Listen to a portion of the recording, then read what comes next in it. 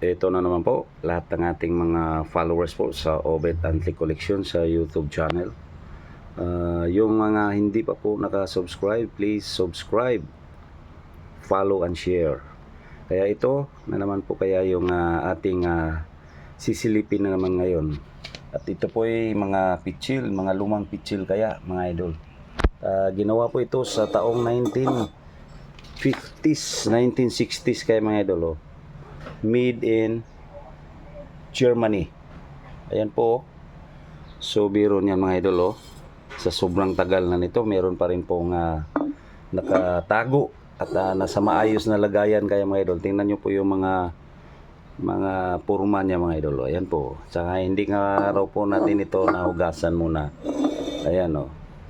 So napakaganda. So maraming salamat po sa nagbinta po sa atin ito. Thank you.